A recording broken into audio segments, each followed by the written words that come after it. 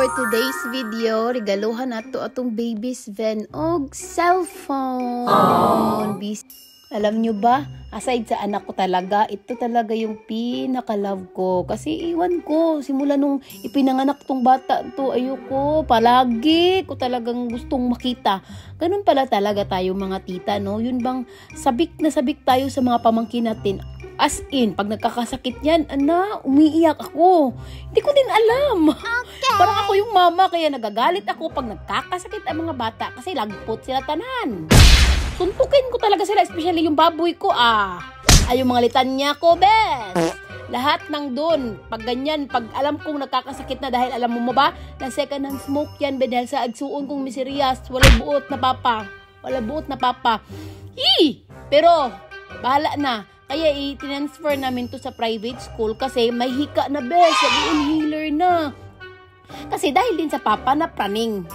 Pero, sige lang baby, kasi love ka ni Tita Sexy. Wow! Kaya, tingnan mo, noon, ang inaas niya sa akin, sinasabi niya sa akin, pag ako, Tita Sexy, where's my phone?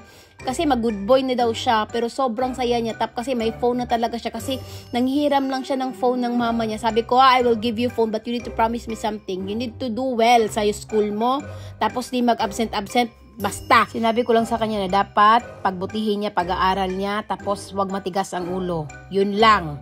Kasi ito yung promise niya sa akin. Tika Sexy, thank you, Jude. Tika Sexy, for pag-una cellphone. Ang promise na ako kaya magkuha ko good grades. Tika Sexy. Tika Sexy, mukhaon ko og dagan Tika Sexy para matambok ko. Og Tika Sexy, hindi ko niya ko senior ko para makakuha ko kwarta.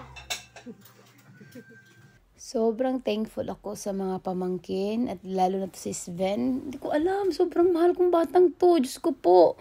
Tsaka si Angel din naman. Kasi parang tinuturing ko silang anak ko. Yun bang feel ko na galing talaga sila sa akin. Kaya alam mo ba, palagi ko to silang ini-spoiled sa mga gusto nila. Pero hindi siya yung spoiled na iba ha. Yung gusto kong, pag bumili ako ng damit, hindi pwede isa, dalawa, tag 12 pieces, 24 pieces. Ganon ko sila kamahal. As in, at saka yung Angela din, no? Ang sarap kurutin.